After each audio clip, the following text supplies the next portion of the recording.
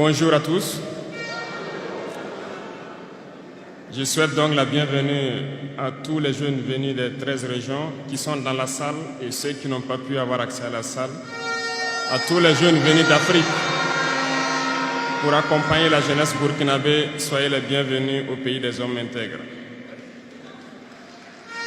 J'irai rendre un hommage vibrant à nos vaillantes forces de défense et de sécurité et nos vaillants VDP qui se battent jour et nuit pour que le Burkina Faso soit et tienne debout.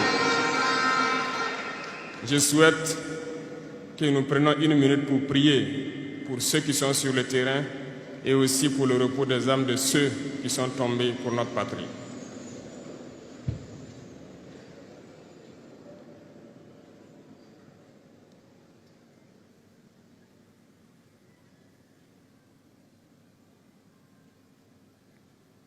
Je vous remercie.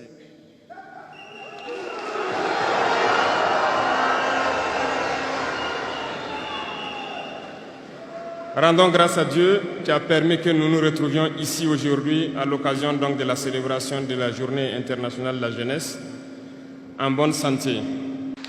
Jeunesse. Jeunesse du Burkina, jeunesse d'Afrique. La jeunesse, cette phase de la vie où l'on a assez de force, assez d'énergie. La jeunesse, c'est l'époque où on n'a pas assez de temps.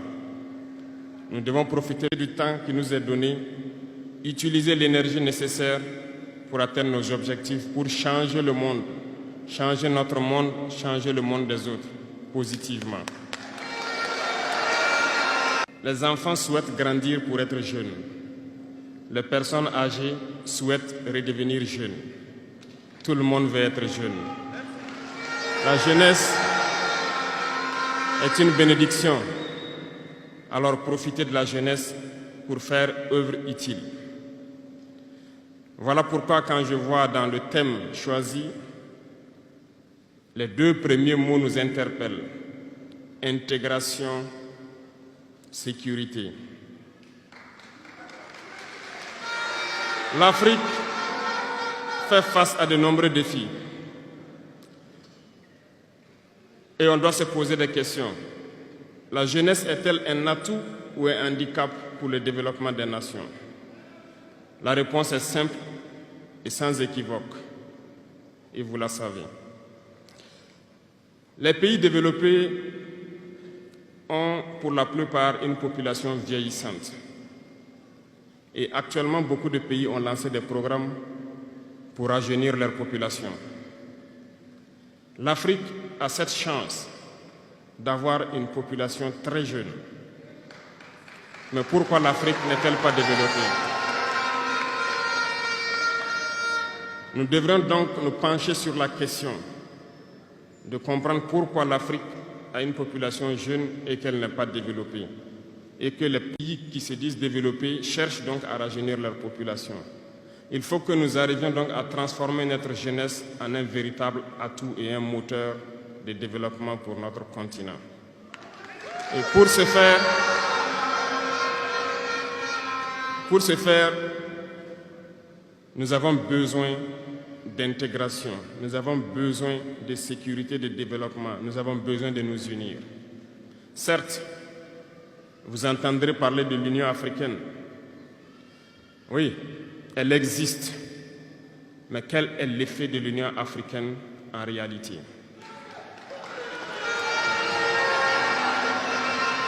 Nous ne pourrons pas parler d'intégration dans le thème et ne pas parler de l'Union africaine. Parce que c'est cette organisation qui devrait nous unir, créer l'intégration réelle. Mais nous sommes au regret de voir ces guerres qui persistent sur le continent africain, qui tuent des millions de jeunes, et que cette organisation, qui est à la tête d'États pourvus d'armées, n'arrive pas à s'organiser pour soutenir certains pays. L'union n'est pas juste un mot. L'union, c'est un symbole. Et nous, jeunes, devrions apprendre leçon de cette situation pour nous unir, pour faire de l'intégration une réalité.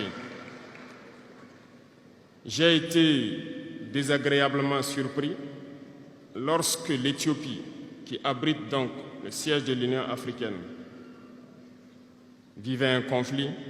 Et quand j'ai vu le Premier ministre se mettre en treillis et annoncer fermer l'université à Addis Abeba pour faire face à la menace, je n'ai pas vu l'action de l'Union africaine pour protéger ses sièges. Les États occidentaux, pour la plupart, voyaient Addis Abeba tomber, ont plié bagages et partir. L'Éthiopie s'est battue, a trouvé une solution interne et vit plus ou moins en paix aujourd'hui. Les enfants du Congo meurent depuis des années. Plusieurs autres conflits, tels au Soudan, existent sur le continent. Nous aurions aimé voir l'Union africaine générer les forces et toutes les stratégies nécessaires pour soutenir ces États pour qu'ils puissent retrouver la paix. Depuis près de 10 ans, le Sahel est le théâtre du terrorisme international. Mais nous ne voyons aucun soutien de ces organisations pour trouver une solution à ce problème.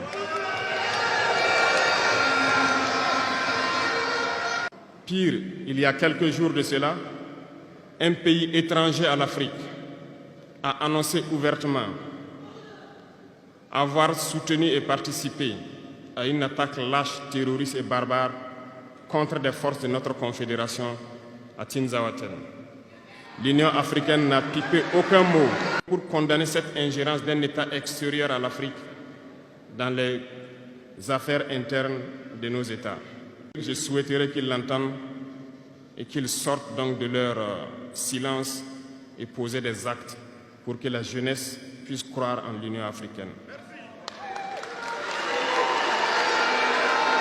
Il nous faut nous unir et la seule manière de s'unir, c'est de se parler, de se comprendre et de pouvoir donc asseoir les bases de cette unité-là. Il y a 3 mots, 3 vices, 3 grands vices qu'il faut bannir de nos comportements et de notre vie. Je parle de la lâcheté, la traîtrise et l'incompétence. Il faut bannir ces 3 mots de notre mode de vie. Et je m'en vais vous expliquer pourquoi. La lâcheté recouvre beaucoup de vices. Un lâche a toujours peur. Et lorsqu'on a peur, on devient un esclave. On se plie, on lèche les bottes.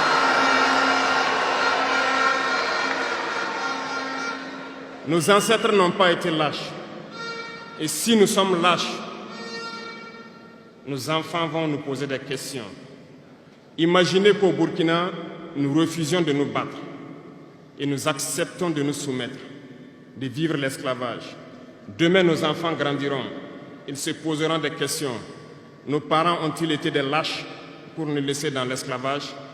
Que nous soyons vivants ou morts, nous allons le ressentir.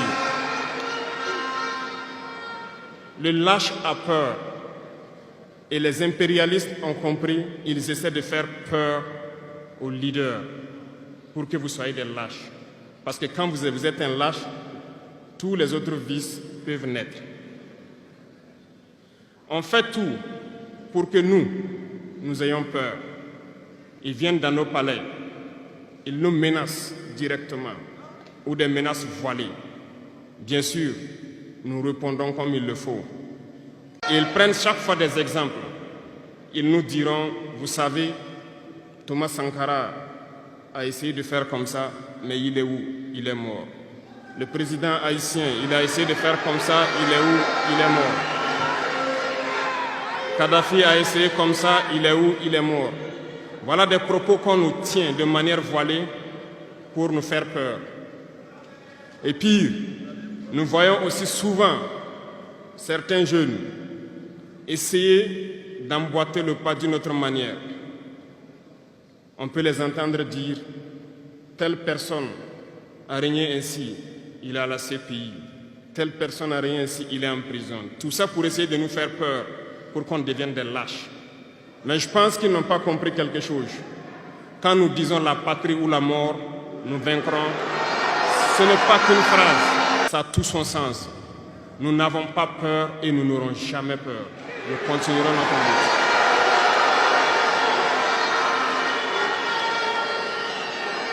lutte. Ils ont fait peur sûrement à beaucoup de chefs d'État africains.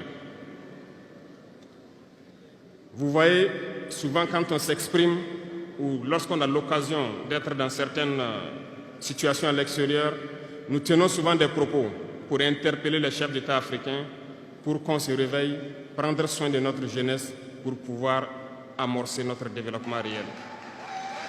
Nous sommes souvent mal compris. Certains ont riposté publiquement à nos propos parce qu'ils se sentent indexés. Mais je peux vous assurer, jeunesse, que lorsque nous nous retrouvons dans les couloirs, ces mêmes chefs d'État nous disent « Vous êtes sur la bonne voie, c'est ce qu'il faut faire pour que l'Afrique puisse s'en sortir. » Alors, nous leur posons des questions à savoir pourquoi vous ne faites pas comme nous, pourquoi vous ne nous accompagnez pas.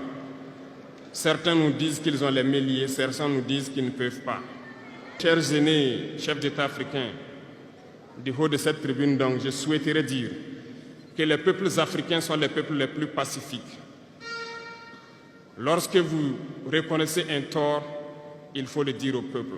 Que nous n'ayons pas peur demain de sortir et dire au peuple, nous nous excusons, nous avions été compromis, nous avons des biens mal acquis, on nous a compromis par plusieurs choses et que nous demandons pardon et nous revenons sur la bonne voie. Et de commencer à travailler réellement pour l'indépendance de nos États et notre émancipation. Et je pense que c'est possible. Si nous restons dans cette posture de peur, nous serons lâches et l'histoire nous jugera. Nos enfants poseront des questions, nos petits-enfants poseront des questions. Nous sommes en train d'écrire l'histoire, il n'y a pas de place pour la lâcheté. Si nos ancêtres avaient été lâches, nous ne serions pas là. Souvenez-vous, je vous prends un exemple des peuples Bamileke et Bassa, je veux parler des Camerounais. L'Union des populations du Cameroun, qui depuis les années 50 a commencé une lutte implacable contre les colons. Mais ils ont été massacrés. Les armées coloniales françaises en son temps ont déversé des bataillons d'infanterie, des chars, des hélicoptères, ont anéanti des villages entiers. Les tortures les plus inhumaines ont eu lieu en cette période. Vous pourrez faire des recherches sur ce qu'ils appelaient la balançoire ou le bac à ciment. Des centaines de milliers de populations ont été décimées ainsi en Afrique parce qu'ils ont osé demander aux colons de quitter leurs terres. Ça a abouti à une guerre civile qui a duré plusieurs années. C'est pour dire que des gens ont osé, ont affronté à main nue les impérialistes pour que nous soyons là. Il n'y a pas de raison que nous ne puissions pas affronter les impérialistes pour que nos générations à venir puissent vivre. Il y a beaucoup d'exemples à travers l'Afrique d'hommes courageux qui ont refusé d'être lâches, qui ont combattu, qui ont fait face. Eh bien, soyons dignes de ces gens. Nous sommes leurs descendants et soyons dignes d'eux. Un lâche ne peut pas être digne. Ne soyons pas lâches, jeunesse africaine. Parce qu'un lâche est toujours un traître. Et ça va de pair. Ils essaieront de nous faire peur pour que nous soyons lâches. Et si nous sommes lâches, nous allons trahir. Il faut bannir la traîtrise de nos habitudes. Des Africains ont été traîtres pour que la traite négrière réussisse en Afrique. C'est parce que des Africains ont été traîtres que la colonisation a pu tenir en Afrique. Interrogeons l'histoire, nous le verrons. Patrice Lumumba a été trahi parce qu'il a osé tenir tête. Et ces mêmes télévisions belges sont venues au Congo pour quelques billets tendus à des individus au Congo pour une interview pour contenter leur population. Et vous avez pu suivre ça. Lumumba nous dérangeait. Il est mort, on est content. C'est de la traîtrise. Beaucoup d'autres héros sont tombés pour que nous soyons là aujourd'hui. Et c'est une technique de l'impérialisme de faire peur aux autres en menant des actions pour réellement créer la terreur. Ça n'a pas commencé aujourd'hui. Je vous prendrai l'exemple d'un guerrier qui s'est battu, Victor Biakaboda. Lisez, vous comprendrez. Il est issu d'une famille de chefs, pas de la chefferie donnée par le colon. Il était un enfant digne. Il a fait ses études au Sénégal. Il est venu médecin en Guinée. Et lorsque le RDA a été créé, il a rejoint la Côte d'Ivoire pour mener le combat contre les impérialistes, contre les envahisseurs, contre le colon. Il a essayé d'organiser la société ivoirienne. Partout, les gens ont commencé à porter la voix. Il y avait en son temps un général Péchou qui a fait massacrer les populations ivoiriennes pour que jamais cet esprit de liberté ne puisse germer. Il a continué son combat aux côtés de Félix Houphouët-Boigny. Ils ont lutté, mais le plus virulent était Victor Biakaboda. Il représentait une menace pour les impérialistes.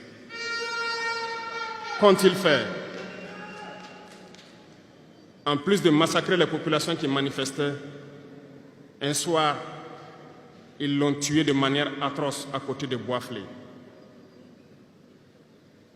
Quelques heures après, lorsque les populations de Dimbokro ont entendu l'assassinat, ils ont marché, ils ont manifesté, ils ont été massacrés par l'armée coloniale.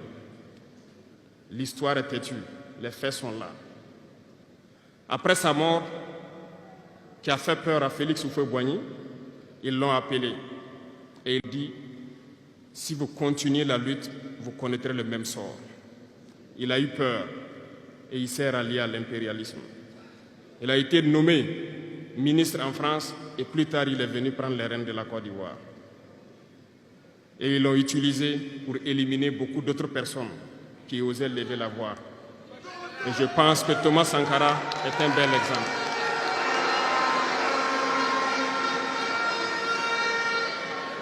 Si vous avez peur, vous serez lâche et vous serez traître. N'ayez jamais peur. La lutte doit continuer. Il y a beaucoup d'autres exemples à travers le monde. Et il y a ce phénomène qu'ils ont aussi utilisé depuis belle lurette et qu'ils continuent d'utiliser.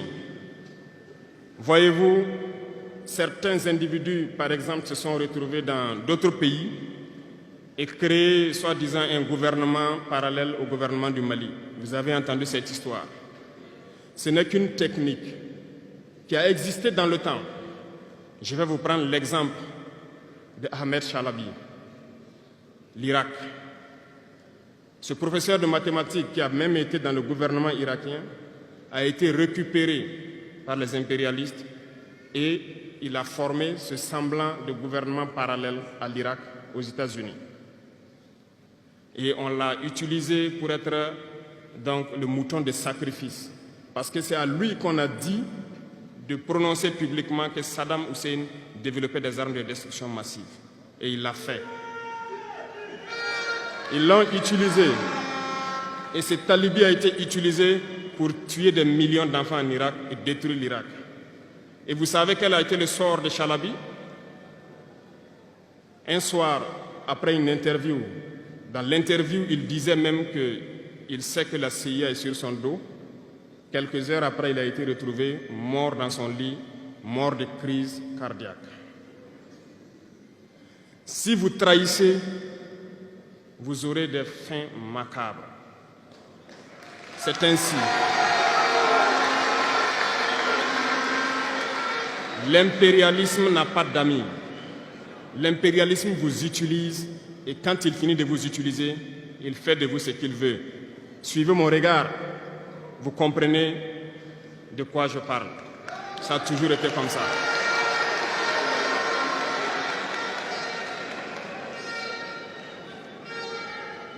Le troisième vice, c'est l'incompétence.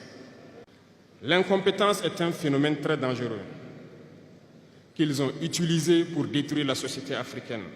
Dans nos administrations, il y a beaucoup d'incompétence. Reconnaissons-le. Les incompétents ont beaucoup de place à côté de l'impérialisme. Parce que les incompétents peuvent plomber le développement d'un pays. Les incompétents peuvent vous amener à douter de vous. Les incompétents aiment la facilité. Les incompétents aiment tout pour eux seuls. Les incompétents n'aiment pas ceux qui sont compétents.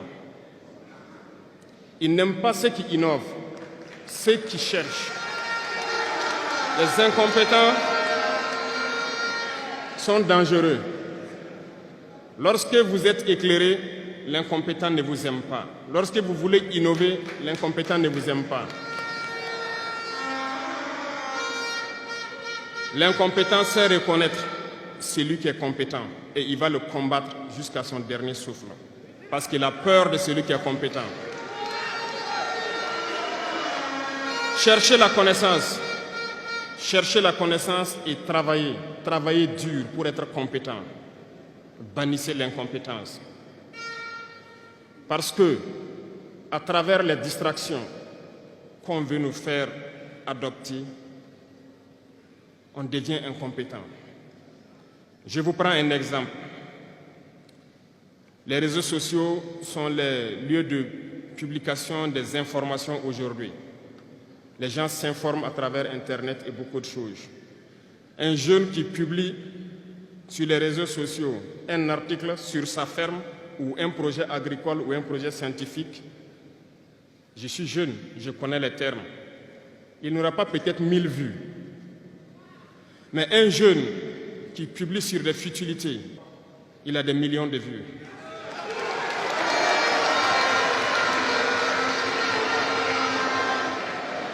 Justement, on veut vous faire perdre du temps dans les futilités. Prenez conscience. Intéressons-nous au travail et cherchons la connaissance. Cherchons la compétence. Se distraire, c'est bien, mais on doit travailler d'abord, avant de se distraire. Cherchez la connaissance, sinon vous perdrez du temps à ne rien faire. Et la jeunesse, c'est l'époque, c'est la période où il faut exploiter son temps à bon escient. Les impérialistes le savent. Voilà pourquoi ils vont multiplier tout ce qui est événement de distraction. Ils vont multiplier tout ce qui est événement qui peut vous détourner du travail pour que vous soyez des incompétents. Et en ce moment, quand vous êtes endormis, on choisit les incompétents pour diriger tout ce qui est structure importante. Et vous n'avez le choix que de vous plier. Ne soyons pas incompétents, cherchons la connaissance. Les incompétents se cachent souvent derrière des mots. Ils emploient les termes de démocratie, de liberté, sans se rendre compte de quoi il s'agit. Camarades, la démocratie est un état d'esprit, autant que la jeunesse est un état d'esprit. C'est soi-disant démocrate, mais regardez le monde. Comment est-ce qu'on peut vouloir imposer la démocratie en tuant des millions de personnes? C'est de la dictature, ça, ce n'est pas de la démocratie. Ça ne s'impose pas. Ceux-là qui se disent démocrates, mais regardez, nous avons vu des scènes où on a empêché des gens de rentrer dans des assemblées. On a vu des scènes où des forces ont débarqué dans des assemblées pour obliger les députés à prendre des textes. On a vu des scènes plus terribles que ça, où les gens tuent leurs manifestants. Mais eux, ils s'appellent démocrates et nous, on nous appelle donc des putschistes. Si c'est ça la démocratie, je répète, nous ne voulons pas de cette démocratie.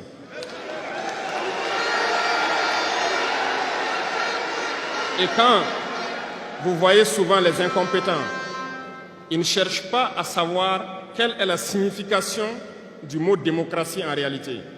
Ils s'accrochent juste à la définition qui lui a donné l'impérialisme et il se met à parler de démocratie sans réellement connaître le fondement.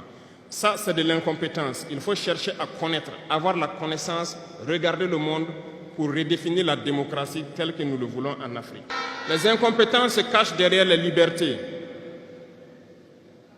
Retenez une chose, il n'y a pas de liberté individuelle qui existe. C'est un fait.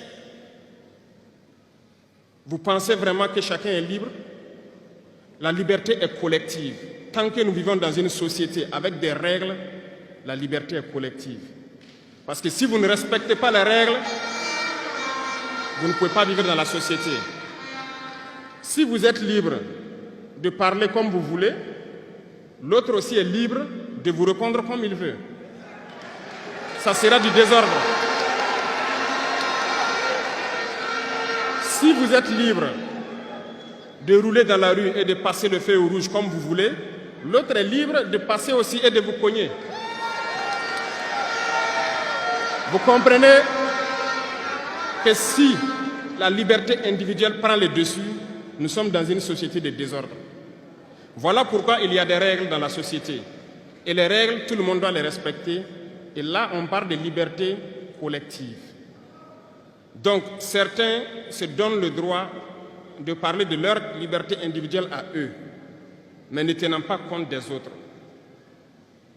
Je pense que ça fait partie aussi de l'incompétence, parce qu'ils ne cherchent pas à comprendre, ils s'arrogent les droits que peut-être les États les ont donnés pour sévir, pour faire tout pour eux, en négligeant les libertés des autres. Non, la liberté est collective. Avant de poser un acte, on pense à la liberté d'autrui. Et nous ne devons pas transcender la liberté des autres. Donc ça fait qu'on doit avoir de la réserve. Et une fois qu'on a de la réserve, la liberté individuelle n'existe pas. La liberté est collective. Et nous devons avoir cette culture de liberté collective. Cherchons donc la connaissance, lisons, interrogeons l'histoire. Ne lisez pas l'histoire écrite en leur faveur. Cherchez la connaissance à travers plusieurs sources et vous comprendrez dans l'histoire qui s'est battu pour l'Afrique, comment nous devons nous battre pour continuer cette lutte de nos dévanciers. Et je ne terminerai pas mes propos sans faire un coup de gueule encore au volet de la communication. Parce que, comme je le dis, c'est l'arme fatale de l'impérialisme. Et vous, jeunes, vous devez tout faire pour savoir distinguer le vrai du faux. Nous continuerons à démonter les mensonges des médias impérialistes qui essaient de toujours créer des soucis en Afrique. Parce que ces médias, par leur bouche, ils peuvent vous rendre un roi demain. Par leur bouche, ils peuvent vous faire quitter de votre position de roi et vous rendre un piètre esclave demain. Faites attention. Je suivais une émission, malheureusement, il n'y a pas longtemps, burkinabé, où un jeune journaliste a sorti une phrase qui m'a laissé un peu perplexe. Il parlait de la Corée du Nord. Et le journaliste a dit, mais il meurt de faim en Corée du Nord. A-t-il pris le soin d'aller en Corée du Nord enquêter pour voir vraiment s'il meurt de faim? L'idée que les médias impérialistes ont vendu de la Corée du Nord est plus développée que beaucoup de pays européens. Et parce que ces médias nous disent la Corée du Nord c'est la dictature, les gens meurent de faim, ils sont pauvres, ils n'ont rien, on prend ça ainsi. Mais la Corée du Nord est une puissance nucléaire, comment est-ce qu'ils ont fait?